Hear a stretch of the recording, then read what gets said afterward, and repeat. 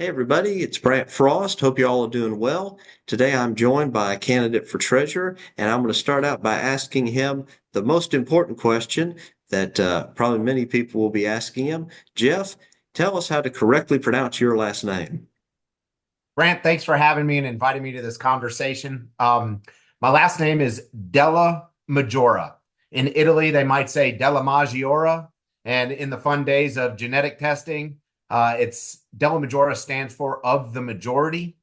And once we got our genes tested, we found out that we are of no majority, and there are only 13 male heads of household with that name. Wow. Wow, that's a rare breed. My wife and I did a lot of that research into family trees too, and I found that I'm the only Brant Frost in the country other than my father. So yes, there's a lot of people named Frost, but only two named Brant. It's a rather rare Old English name, but that's really cool. You're running for treasurer of the state party, and this is a job that usually doesn't get it usually in the years that I've been observing the convention process and such, it usually is a pretty quiet, low key role, except during convention season when people start talking about, oh, I'm running for the office and I want to do this or that. One thing that always comes up, I've noticed, is people talk about accessibility of the records, of financial records. This always comes up every time there's a treasurer election. And basically, people say we need more accessibility and such, and then people say, but wait a minute, it's all posted online, it's all posted on the State Ethics Commission, it's all posted on the FEC because the state party is required to file these things.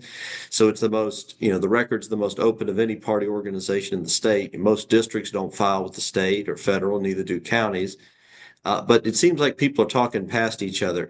What do you think assuming, of course, that they still persist in this call for more transparency after they're informed that, well, it's all posted online. Jeff, what do you think people are getting at when you hear people say we need more transparency in the money sources, assuming A, that after having been told that it's all up online, that they still want more information, and B, that they're acting in good faith and not just, advocating for the other candidate, but people who are sincerely, what do you think they're trying to get at? It's hard for me to determine exactly where that narrative is coming from because I know it started at a very specific time. And of course, I did a lot of due diligence to meet with Karen on multiple occasions, as well as do my own research, especially when I started hearing some of those stories. And the short answer is it is transparent, and it will continue to be transparent. And every dollar in must be accounted for, as well as every dollar out, and all of it is on FEC filings as well as the financial reports. And every other year, of course, they go through a financial review. And I've had quite a few conversations with others that have worked in this role in the past, and also Joseph Brannon comes to mind when he explained to me how he went about the role and the transparency, and something rang true with me when we were having this conversation because I was hearing a lot of that echo chamber. And he said, Jeff, I went and set up a table and had copies printed of all of our financial review, all of our financials, and I had a big stack. I spent a lot of money printing to go ahead and have these physical documents available and viewable to whomever was interested in seeing them. And then he says, and at the end, no one grabbed it. No one even took one. Um, so, but Exactly, exactly. I was just looking here at these records, just checking the records again. People, you post all this information, you see it posted, and and I'm not sure what else. What else do you think people need? Do they want to see more information on the money being spent, like when it says legal services and it says the law firm? Do you think people want to see, spent on the John Paget litigation or spent on the Fulton electors litigate, criminal defense? What do you think they're trying to get at? Because if you want to do the research, like you say, and like Joseph Brandon you did, you could get the research if you want it. It's pretty easy to get if you're looking for it. Well, there's a couple points to that. Is I'm a guy that answers my phone. Anybody that calls me, whether I know the number or not, a lot of this people just want to make sense of it, or maybe just want a summary and then look at a document of where to find it in easy access. And I think that's an easy way to do that. You know what? Um, if if I am going to emulate behavior and structure that has worked and been well received. And of course, everybody that I've spoken to that has participated in this role or just with the treasurer in the past, Joseph has did an outstanding job. So if I'm to emulate any behaviors, Joseph's is what I would be looking towards. And with that, he spoke to me about putting context into the reports of, we have this much money in the bank, and 4 years ago we had this much money. So as a context of looking at what we have today, what's coming in, and versus what's going out, and where those expenditures are in context of what happened in this exact point in history previously is, I think, a good benchmark. That's an excellent point. We've had in the last since I've been involved, we have had Bob Mazies from Cherokee County as the treasurer. We had Mansell McCord as treasurer for 4 years, from 2015 to 2019. We had Joseph Brannon for 4 years, and now we have uh, Lee, and I'm trying to remember who was the treasurer before Bob. I'm just trying to think for a minute and remember, because Bob, oh wait, Bob was treasurer for 20 years. Can you believe it? Can you I imagine don't. wanting to have this job but I think the thing was no one wanted the job. Bob was elected in 1995, the same year my dad ran for state party chairman, and dad actually nominated Bob, and Bob got elected. And then for the next 20 years, he continued to serve, and nobody wanted to run against him. No one wanted that job. So for 20 years, he held that job. So I don't recall actually who the treasurer was before Bob, but you had Bob, then you had Mansell, Joseph, and now Lori. So it's been four treasurers in the time I've been in office. And you see how the technology has evolved somewhat, but the same questions keep getting asked. Where's the money going? All this stuff. And, how can we see it? And with the internet now, it's easier than ever to get records. So what would be some of your, other than, just answering questions and like Joseph did and having that information, what are some of the things you would do to help put people's minds at rest, you think? Because I'm assuming, of course, again, that people are asking in good faith and they're not just trying to stir the pot of, of fake controversy. But what would you say is some of the things you can do to help people feel better about everything? I'm a big believer in over communication. I'd rather bore you with more language than not give enough. And so, if you can leave or if anybody that's questioning any detail or part of it, and I may not even have the answer at that exact moment, but a commitment to go get it and then follow back up with that individual or group to make sure that everyone knows exactly what they're looking for. Because it really is, well, as I've dug into a lot of these details, it really is every penny comes in is documented, every penny that goes out is documented, and then there's a listing of where everything goes.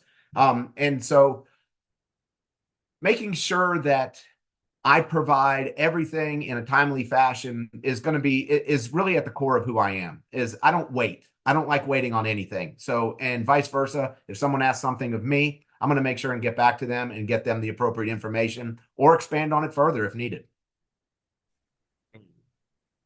And that's, the main job of the treasurer, of course, is to work in that area and to work on the money, make sure the accounting is done right, and make sure that the filings are all set up. There's a lot of responsibility there and a lot of legal accountability because of how strict the Federal Election Commission is about these things.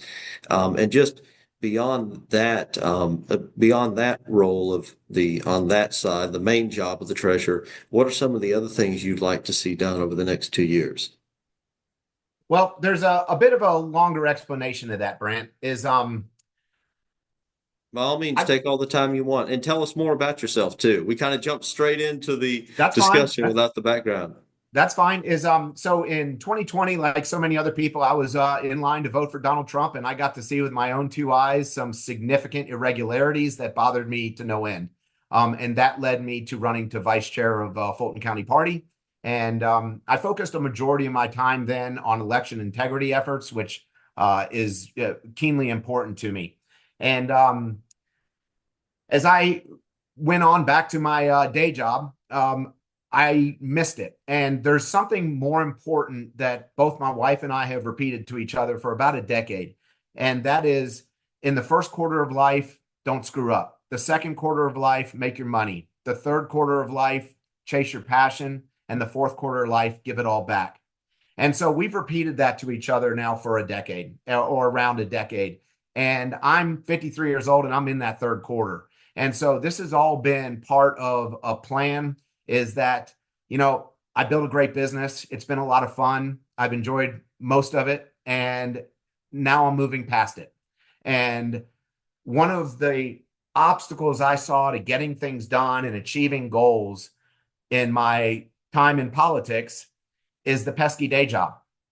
And I'm not going to have that distraction, I guess, in some ways you could say that I am committing myself to something I am passionate about. And that passion is to make sure that we don't give our country away, that we make sure that my kids get to have all the same opportunities and experiences that I had.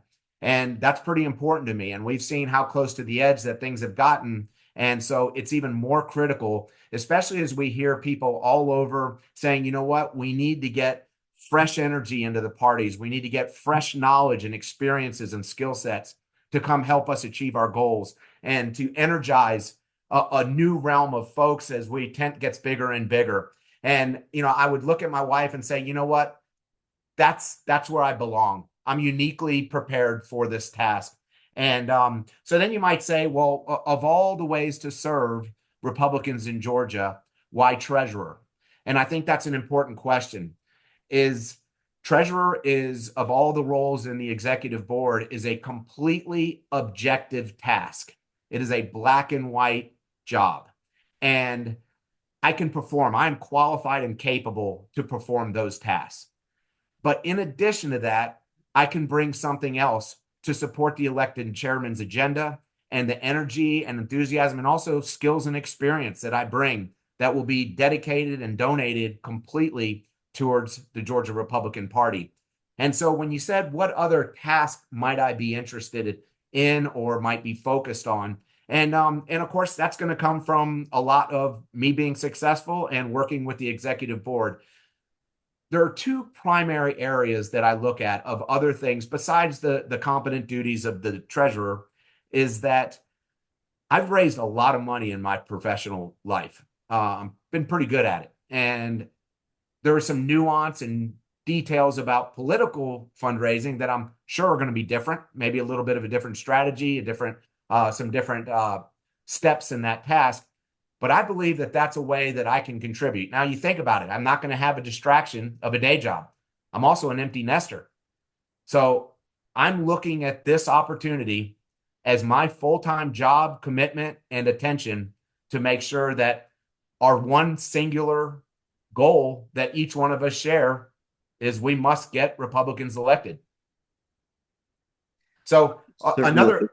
Well, I mean, you're younger than most, quote, not retirees, but most of our volunteers in the party are either folks in their 60s or older who are retired, or folks who are under 30 and are not married and are just starting out. They have a little more time, but the under 30s and the over 60s, you're one of the rare breed that's in between and can do this full time. So that is certainly an unusual thing that you bring to the table that most candidates don't. And as you're looking down the road, as we have to fight this election coming up in November, we've got those two Public Service Commission elections coming up and also the 2026 midterms. What do you see as some of the things that we could do to get ready for those and to win those this November and next November as well? Well, of course, I'm going to follow the lead of our elected chairmen in terms of messaging, but I think messaging and also being present, presenteeism is an important detail. And I'm ready, willing, and comfortable with going and speaking with all different groups all over the state. And I've been a pretty successful sales manager, sales leader, organization, and to get the energy going. And I believe everything starts with first of all, optimism, a positive attitude, and most importantly, showing up. I've built my career off, if we strip everything else to the side, was showing up and being effective when you're there. And that's a way that I did participate heavily when the Fulton County Republican Party, but it's also a way that I look forward to on a grassroots level, getting the base fired up, getting more people interested in attending an event or coming to hear a different speaker. And these are all really pretty simple tasks. They don't cost anything, and people are drawn to positive energy, and that's something I've done my whole career. Great. Great. I appreciate you being willing to run. I appreciate you sharing with the folks why you're running and some of the particulars of the job and some of the unique contributions you think you can make to it, having that full-time opportunity to serve. Where can folks learn more about your run? You got website, Facebook page, you got any signal chats you're active in that people can look you up in? Sure. I actually try to limit my signal. I like to focus on the Decision. task at hand Good and call. avoid distractions. That's a very important part of how I operate. Is I like to get my head down, set goals, and achieve goals, and that is a cul-de-sac of time wasting in a lot of ways that I see. So I try and stay off that. I glance at it a little bit, but I do have a Facebook page. It's Jeff the number four GAGOP.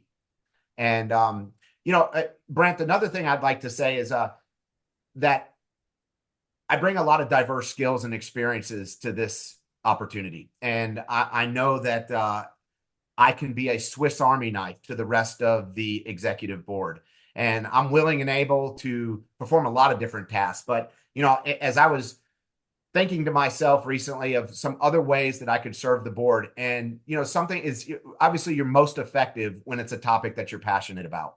And if there's one thing that I think has to happen in Georgia that sounds like we may even be on the precipice of achieving this, is to have eliminate open primaries. And more I'm hearing about that. And so you think about, okay, conducting the duties of the treasurer. Now, I know the first couple of months that is going to be a full-time job because I've only done all the finances of my organization. So there's going to be some learning to do on especially FEC details. And but once we get comfortable with that and we've got understanding of how the books are operating, what's working, what isn't working, what might be a little more efficient, and then I think, well, then I can go ahead and start working towards pet projects, if you will, like making sure to talk to different elected folks in the legislature or different groups about getting rid of the open primary. I think that worked for us really well with getting Cynthia McKinney out a long time ago, but it seems like it's regular business for Democrats. So it puts us a little bit at a wonky situation. Oh, yes, I know there's overwhelming support among our delegates across the state who are coming to convention to end open primaries. I suspect it's between 80 and 90%, possibly more. No, I'd say more like 90 to 95% say get rid of it. So get rid of that open primary. And the recent last year we had a ballot question in the primary ballot, and our primary voters supported the idea. So that was another data point of support for this issue as well. So really appreciate it, Jeff, and give you the last opportunity to share anything else you care to share and tell the voters in an elevator pitch why they should vote for you. I am a competent professional and I'm capable and qualified to perform the duties of treasurer. I also, as we've discussed, have a lot to offer the party. I'm going through the delegate list and I'm doing the work. I'm going to be making the calls. Almost everybody's going to hear from me. And I'm also having fun while I'm doing this. This has to be something that we all enjoy because as we exude that sort of energy, people feel it and they respect it and they want to be a part of it. And I'm running for treasurer. I'm looking forward to the opportunity to serve with a great board and a great chairman. And I know we're going to accomplish great things. And again, we have one singular goal, and that's to elect Republicans up and down the ticket. And God help us, it's time to get that Senate seat back. Thank you very much, Jeff, for joining us, and we'll look forward to see the state convention. Thank you very much, Brant. Appreciate the conversation.